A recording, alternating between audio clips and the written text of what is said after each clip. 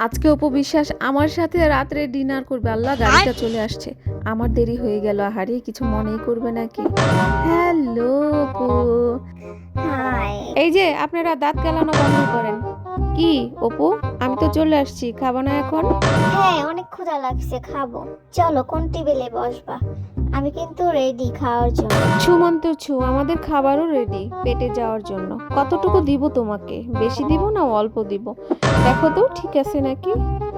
আরে না না, হইছে, আর লাগবে না। অপু আপু, দেখো তোমার কুলে যাওয়ার জন্য ওই বাচ্চাটা কান্না করতেছে, ওকে একটু কুলে নিবা নাকি? না, এখন খাচ্ছি, পরে নিব, খেয়ে নি। এই দরজা লাগাইছে কে? আমরা খাবো না অপবিশ্বাসের লগে? আমরা বিরিয়ানি খামো, এক জায়গায় আইসি অপবিশ্বাসের লগে দুইটা কথাও কমো, আবার খামো। দেখো এই বেটা ডুবে দিতেছে, আমাকে দিতেছে না। এই চলো চলো, এখন কেক কাটবো আমরা, অপু অপেক্ষা করতেছে। ইয়াল্লাহ, কেকটা কত ছোট! ছি ছি ছি, আমার নাক কাটা গেল।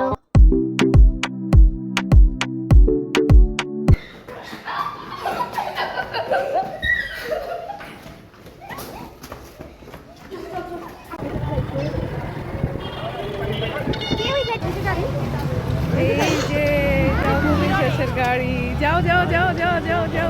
আসসালামু আলাইকুম, ওয়েলকাম টু সোইসমাম ব্লগ। ভিডিওর শুরুতে দেখে বুঝেই গেছেন কেন এত দৌড়াদৌড়ি করে আসতে হলো বাচ্চাদের নিয়ে। আমরা চলে আসছি কাচ্চি ডাইনে। গত শুক্রবারে এই কাচ্চি ডাইনে অপু বিশ্বাসের আসার কথা ছিল, কারণ এই কাচ্চি ডাইনটা আগে ছিল অন্য একটি রেস্টুরেন্ট, সেটা চেঞ্জ করে এখন নতুন করে কাচ্চি ডাইন হয়ে গেছে।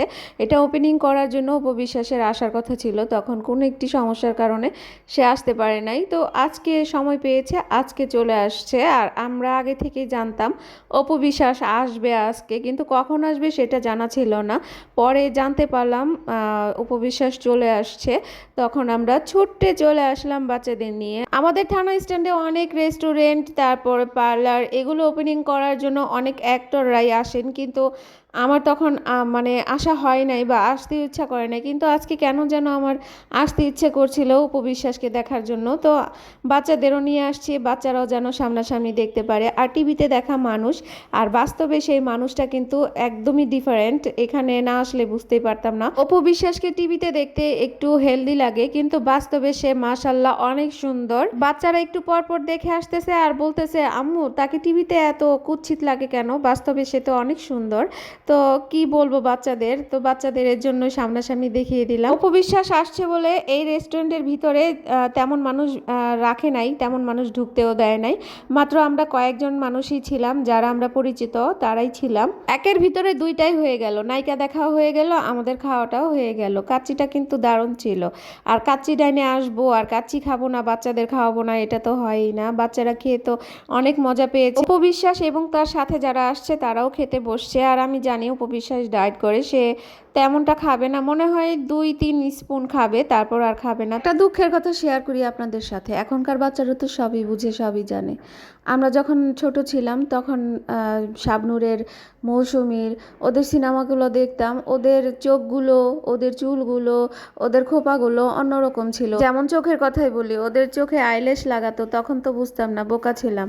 বলতাম আল্লাহ ওদের অন্যরকম করে বানাইছে, আল্লাহ ওদের এত সুন্দর করে তৈরি করছে, আমাদের কেন এত সুন্দর করে আল্লাহ বানায় নাই, সৃষ্টি করে নাই। ওদের পাপড়িগুলো কত বড় বড়, আমাদের পাপড়ি তো নাই। ওদের ভুরুগুলো এত সুন্দর কেন, ওদের খোপাগুলো এত বড় হয় কেন, ওদের এত বড় খোপা হওয়ার পরও আবার এত বড় বড় চুল কিভাবে হয়? নাদান মনের অনেক বোকা বোকা প্রশ্ন বড়দের করে ফেলতাম। বড়রা বলতো ওরা অনেক সুন্দর, ওদের এইভাবেই সৃষ্টি করছে। তখন তো জানতাম না যে ওরা এগুলো আসলেই ফেক, নকল এগুলো সব। তখন ভাবতাম না, বাস্তবেই ওরা এরকম। এখন বুঝি না বাবা, এগুলো তো সবই ফেক। এর জন্যই তো উপবিশ্বাসকে দেখতে চলে আসলাম। অনেক সুন্দর উপবিশ্বাস, টিভির থেকে বাস্তবে মাশাল্লাহ মাশাল্লাহ অনেক সুন্দর, আগে থেকে অনেক অনেক দ্বিগুণ গুণে সুন্দর হয়ে গেছে। আর এই তো এই বাচ্চা কি বোঝে উপবিশ্বাসকে, সেলিব্রিটিকে? সে তো এটা বুঝে না, সে ওগুলো দেখতেও যায় না, সে আপন মনে মজা করে খাচ্ছে। আমাদের সবার খাওয়া শেষ, এখন শুধু সেই বাকি আছে, সে হাড়গুলো চিবিয়ে চিবিয়ে খাচ্ছে। বলতেছি এগুলো খাওয়ার দরকার নাই, ফেলে দাও। উপবিশ্বাসকে রিসিভ করার পালা শেষ, খাওয়ার পালাও শেষ, এখন হচ্ছে গিয়ে কেক কাটার পালা। কেকটা কাটবে এখন, কেক আনার প্রস্তুতি চলতেছে, সবকিছু মোছামুছি হচ্ছে, ঝাড়ু দেওয়া হচ্ছে, জায়গাটা ক্লিন করা করা হচ্ছে, তারপর আনবে কেক। আর অপবিশ্বাস মনে মনে অনেক সুন্দর বিরাট বড় একটা আশা করে বসে আছে যে বিরাট বড় একটা কেক কাটবে, সেই কেকটা দেখেই তার মনটা ভরে যাবে, অনেক খুশি হয়ে যাবে। আমরাও পাশাপাশি বিরাট বড় কেকের অপেক্ষায় ছিলাম। তো এখন কেকটা ওপেন করবে। দেখেন কেকটা দেখে অপবিশ্বাস বলতেছে, আল্লাহ এত ছোট কেন। পরে এই কেকটা যে এনেছে তাকে ডাক দিয়ে বলতেছে যে ভাইয়া কেকটা এত ছোট কেন। তো লোকটা বলতেছে আপু ছোটই, কেকটা অনেক ভালো। তো অপবিশ্বাস এটা দেখে অনেক লজ্জা পায়, সে লাস্টে জিব্বায় কামড় দিয়ে বসে যে এত ছোট কেক কেন আনছে। আজ পর্যন্ত সে যে কয়টা প্রোগ্রামে গিয়েছে সব কয়টা কেকই কিন্তু অনেক বড় বড় ছিল। তো ওই বড় কেক দেখার পরে এই ছোট কেক কি ভালো লাগে কারো কাছে বলেন। কেক কাটা শেষ, এখন কেক খাওয়ার পালা। কি ভাবছেন অপবিশ্বাস খাবে? না, সে তো ডায়েট করে খাবে না, তার সেক্রেটারি মনে হয় ওটা, সে খাচ্ছে। আর একে একে সবাইকে কেক খাইয়ে দিবে। সেলিব্রিটি হলে অনেক কষ্ট আছে, তাদের অনেক দুঃখ আছে, আমি জানি, আমি বুঝি। তারা সচরাচর যেখানে সেখানে যেতেও পারে না, কারণ মানুষ তাদের দেখলেই ঘিরে ধরে।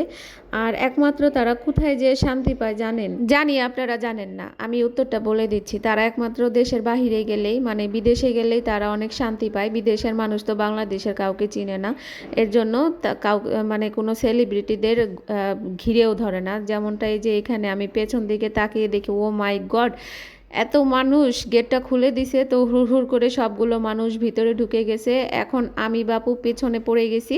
তো অপবিশ্বাস এখন আমাদের টাটা বাই বাই দিয়ে চলে যাচ্ছে তার বাড়িতে, মনে হয় তার বাড়িতেই যাচ্ছে। তো অবশেষে এই রেস্টুরেন্ট খালি পেয়ে আমার বাচ্চারা তো মহা খুশি, তারা এখন নাচানাচি করতেছে।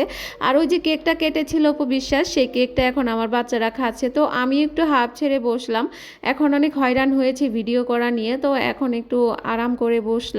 আর বড় আপুর বান্ধবী দুষ্টুমি করতেছে, তো খুবই ভালো লাগতেছে অপবিশ্বাসকে দেখে, অনেক ভালো লাগলো। বাচ্চাদের দেখাতে পেরে আমিও অনেক খুশি। তো এখন চলে যাব, অনেক ফান হয়েছে, অনেক দুষ্টুমি করছি, বাচ্চারা অনেক খেলাধুলা করছি। শিমু আপু যেখানে আছে হাসি ঠাট্টা আনন্দ আছে সেখানেই।